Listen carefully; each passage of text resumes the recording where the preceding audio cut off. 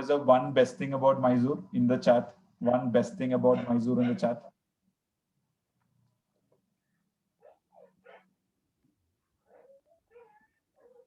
You should not take this much time to think. One best thing about Mysore. Too quiet. Beautiful Very weather. quiet. Vada pav. Okay, interesting. Non-polluted. Less traffic. That's it. That's it. Greenery. Calm and quiet area, street food, good people. That Edwin, you meant yourself, is it, or others? Okay, good. Nice guys. I think it's so nice to connect with all of you. I definitely know one thing about Mysore is that there are dogs in Mysore because I can hear barking right now. Sorry. I don't know from where is it coming from, but maybe pet dogs at your home, right? So, okay. I'm just sharing my screen. Jiffin, you can see my screen, right? Right. So our topic is, if you see, our topic is you are loved, I'm loved, right? Uh, this is one of a story that we all might have heard, but just want to put it across to hear your thoughts, right? And come on camera if you can, and even use the chat. And yeah, there's some, Donna said there are the cows are okay. There are more cows in Mysore than dogs. Okay, right. So it is just a quantitative difference. Right? Okay, so that's interesting. And Ansel said it's a peaceful place, good people. Yeah. Now assume that there is a well, and generally we use it when we speak to people, right? Assume there was a well, and you're passing by, and when you pass by, you suddenly see a little cry from the well. Someone is crying inside the well, and you peep into the well. And when you peep into the well, what you see is that there is a person over there, right? There was a person there and crying. Now, I just want to give few scenarios and get to the topic of love, right? The scenario number one is you hear the cry and you watch into the well and you just stand helpless. So scenario one is what? We just don't know what to do, correct? Many times you see people just stand helpless, right? I don't know if there's anything wrong with that, but sometimes we just stand helpless. You know, how many of you have been in situations where you felt that I can't just do anything? Have anyone felt like that? I have felt a lot of time. You know, I do feel it every day. Not in a funny way, but really we come across situations and we just think, you know, nothing is helping. Money can't help. Just nothing can't help. You know, this scenario, like, you know, COVID happens, people are sick, and we just stand still and say, I can't do anything. That's one scenario. Scenario number one. Scenario number two was another person comes and looks at the person in the well and looks into the well and says, this is your fate. This is your fate means, you know, this is what drawn on your head. That's why you are in the well. You might have came across some of these people like that, where people come and say that this is your fate, correct? Have you ever, if it's not that you have to come across, but have you ever seen scenarios where people quoting that, no, this is your fate? Sometimes, right? You know, that happens. Agree or disagree, it's fine. You can disagree or agree, but that's the second category, right? Now, third category of people is that I have personally witnessed with one of my friends. Third category of people who comes and sees this person in the well, and they say there is some bad omen in their family. You know, nothing goes right with them. Right? You know, I had a colleague and he lost his dad, he lost his mom. He was left with he and his sister before he joining Goldman Sachs when I was working over there. And he used to say, right, you know, he was from a very, not from our background, a different religious background. And since there were two deaths together, none of the relatives actually want to come forward and help because they fear that there is some bad omen. So let me just take it two step back, right? You know, so the third category of people will come and say that there is something really cursed or a bad omen in this family. So better let me not put my hand into that, right? Third category of people.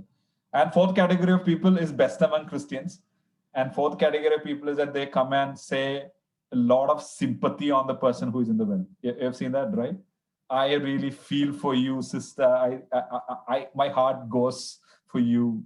You know, sometimes I've seen in WhatsApp where a person comes and say that I'm desperately enough 10,000 rupees.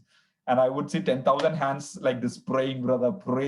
And you see that exact WhatsApp sticker like this, right? And feeling so sympathy, sad on your loss, all of this. But literally sympathetic people, right? The fourth category of people. Now, you might find more categories like that. You can find a lot of categories like that, but my mind just comes with four categories. But fifth category is where I want to start our just discussion. And I said I'm not going to take a lot of time. Is a person who comes and pulls up a rope or something and puts it into the well and probably go down the well, and this person is so tired in the well or exhausted, keep trying hard uh, to come up the well. So I miss one category person. One category people would come and give advices from the top. You have seen those people, right? Try this, brother. Work hard. Put that. They just do a lot of work hard notion, right? Keep working hard. In Indian terms, karma. Work hard. Keep doing. You're gonna make it.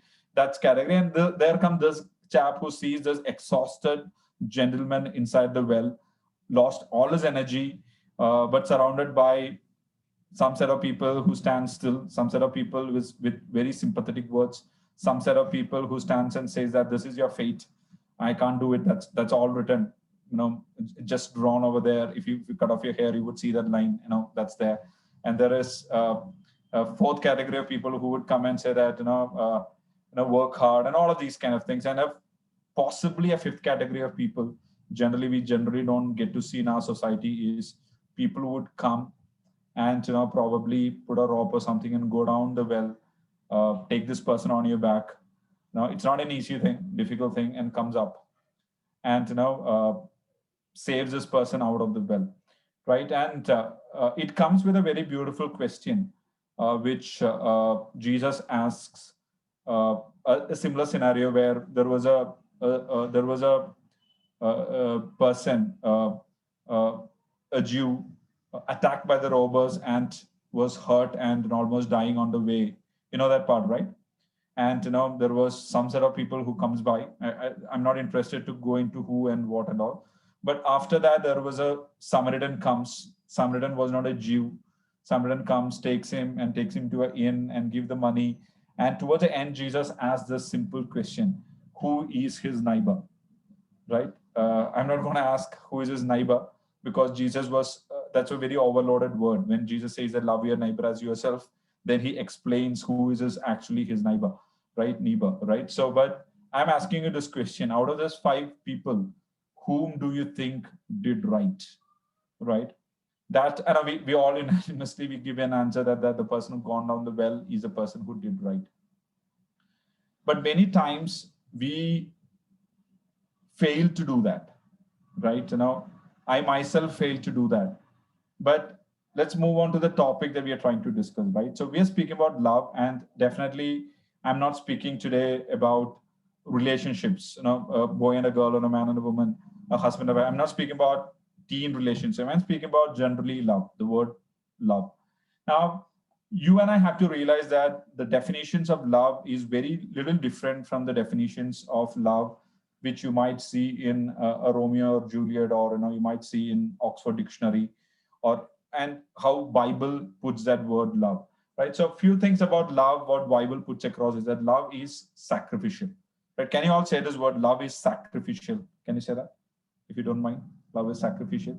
Right, Joseph, I can't hear you saying love is sacrificial. Joseph, I can't hear you.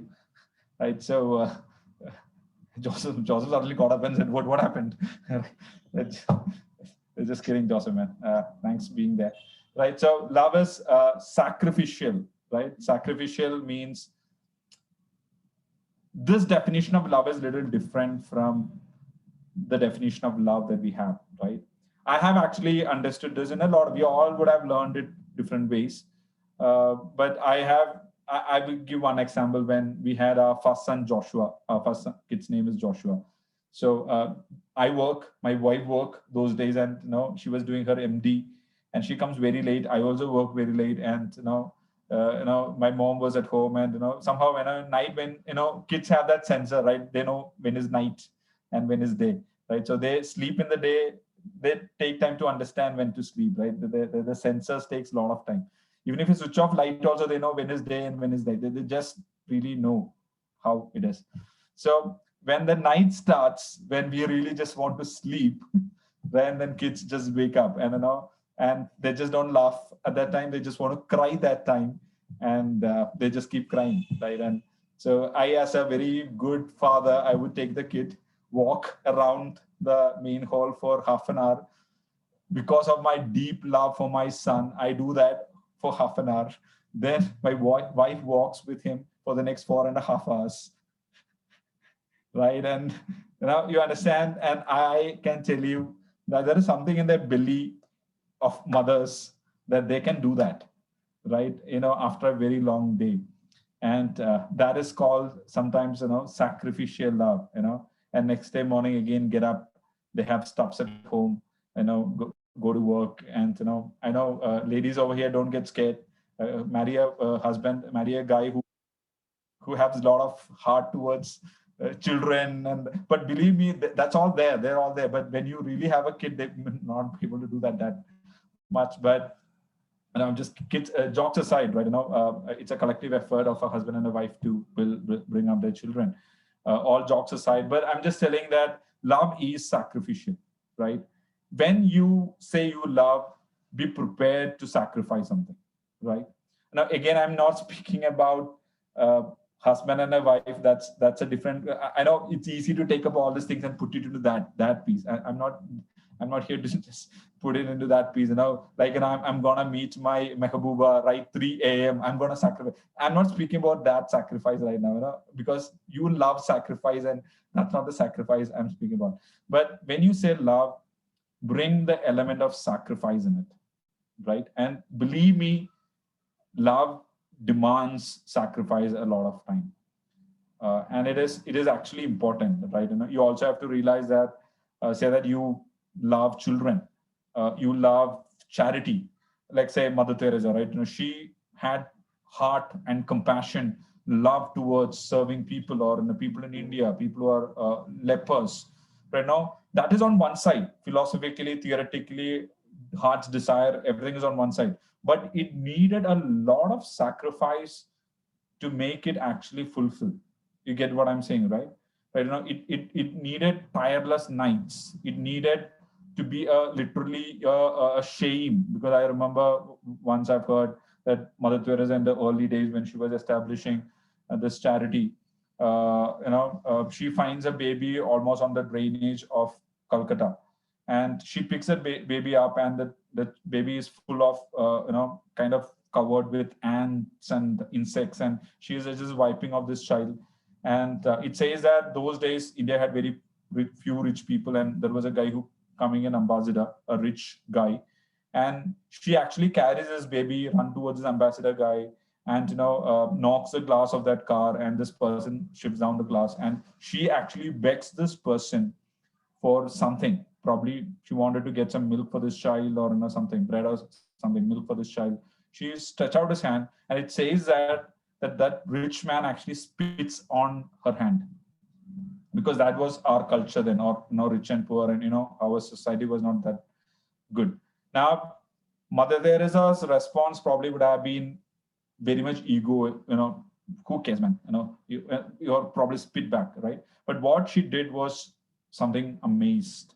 Now, what she did was that she take that, that saliva, or this person's stick, whatever he spat out, right? And she said, "I can take this." And she actually held the child like this and asked with the other hand, letting her ego go, because the need was completely different. That the baby need to be given a little milk to survival, right? We have to cross our minds to a level of sacrifice when it comes to a real love, right? If you really like to learn Christian apologetics, if you really want to speak about Jesus to a particular atheist, right? Then you should burn your midnight oil. You can't just sit and just start saying something like that, right? You have to burn your midnight oil. You have to read.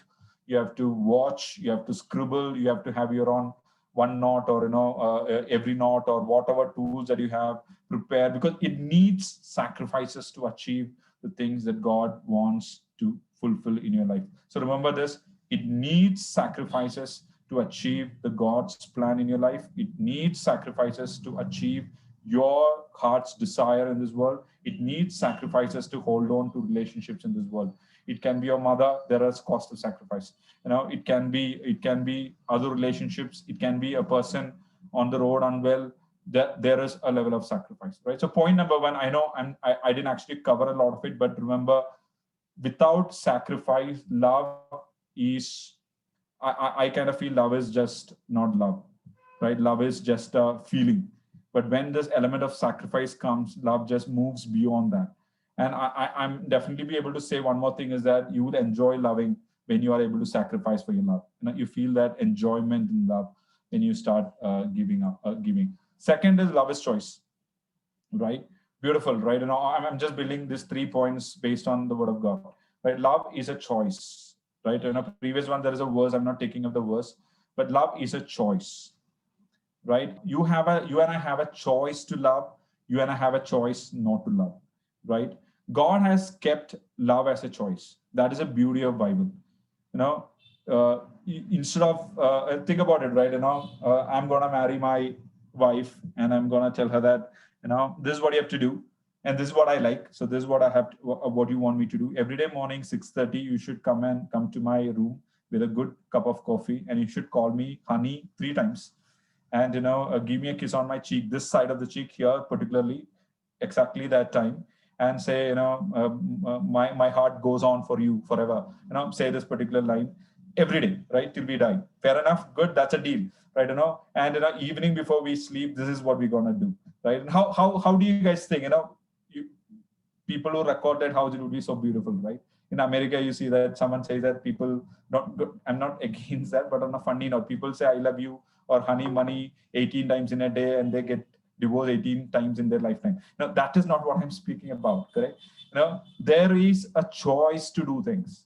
Now, God is putting us in places where you and I have a choice to make, correct? Beautiful Saturday evening, we are sitting over here.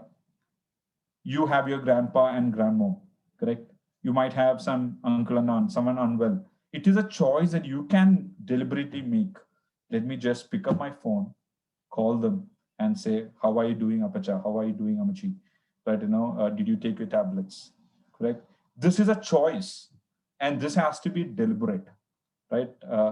Loving is a choice, and you should be intentionally doing that because your heart wants to go for that, correct?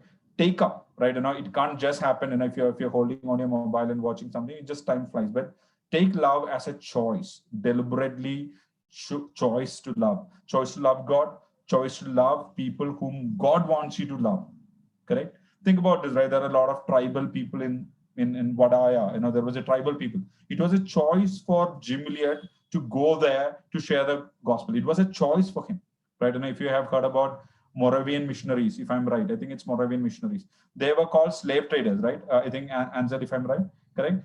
Because there were days where there were slaves were being just pulled out. So only way to share gospel to them was that this young chaps, couple of them actually, and it was not couple of them, many of them actually became slaves and went to them. And the history records that that is all they have about them, because they were slaves. They just lost all the rights of, we don't know how did they die, nothing. But it was a choice for them to share about Jesus' love to the people downtrodden, lost, oppressed. It was a choice, correct? And it was a choice that there are people, widows around our society. Right? There are widows who have lost the children, the husband, fatherless kid. It is our choice to make a deliberate effort to love. That's a second point. And let me go to the third point. Love implies action, right? Love implies verb. Love is action, right? For me, when I study Bible, God's love for me was always an action. Like the person jumping into the well, going down the well, and holding that person up and coming back up. Love is a verb. Love should not be treated as a noun, right? I would tell you, all of you listening to me, always in your life, treat love as a verb. Treat love as an action. right? There is something that you can do in this relation. Right now I'm sitting over here. Right now, who knows, my wife might be in the kitchen, and there is a tons of plates to be washed, right? And I'm doing a big lecture about love right now. No, but more importantly would be that go there and wash the vessels, correct? Or put the chapati upside down, correct? Whatever, right? That is the action of love. And you see, it becomes so beautiful, right? Kids, if you're at home, help your mom and dad, right? Do that, right? Do that, right? That is the beauty of love. If you think I love you, daddy, every Valentine's Day, I get the best of the bouquet to my wife, and call it Valentine's Day, birthday, and marriage anniversary. So 3 days, fair enough, right? Put 500 rupees for flowers, 1,500 done, cool, super. That is not what it meant to be, right? But every day, right? Going and helping them, or doing, or probably doing things, right? Actions has to be there in our love. Bring action into your love. So I'm going to close over here with these 3 points about love. One is love is sacrificial. You have to choose to do that. Be prepared. Love is a choice that we make, and we have to make the decision. And love implies an action. Love is a verb. Treat always love as a verb, right? After this meeting, don't try to give a hands up like this, right? But try to see, okay, this person is asking for a need. Is there something in this beautiful world that I can do to help that person, right? Or you should even do this, right? A person puts a prayer request.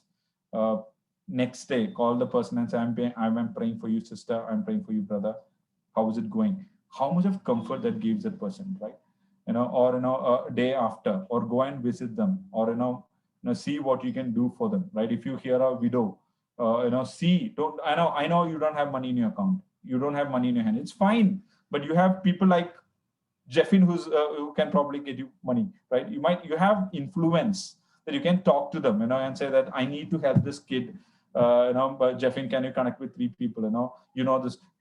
Do something, right? It's not that you have to, but you come out and say, let's get this. This is 20,000 rupees, but this might save that. It's gonna be a day for them, or maybe it's as small as maybe food and grocery for a family. Can we just give a surprise to them? Let's get this stuffs. They've been under COVID. There is no one giving them food, and it's very difficult for them to cook. Can we just do some Swiggy, or get some bunch of people and do things and make love action? And that is where you will really understand God's love, because God wants us to. I don't. If you want to read, I think let's read one verse. And I'm not going to speak from it, but I think let's read one verse. It's good that we read verse, right? Can I ask anyone to read 1 John chapter 3 verse 16?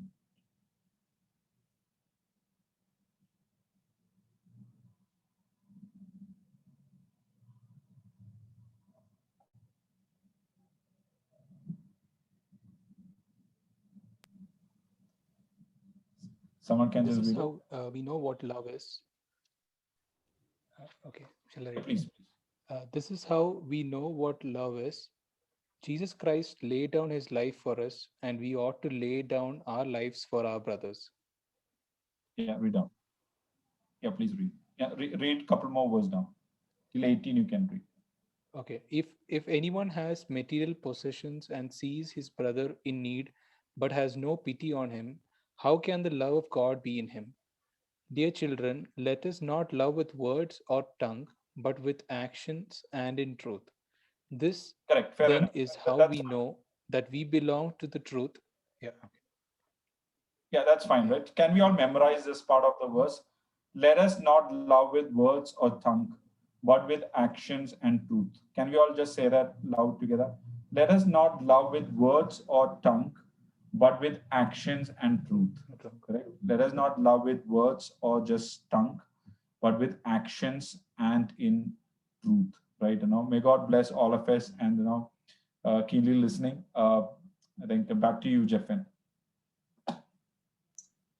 Thank you, Asha, for the great thought.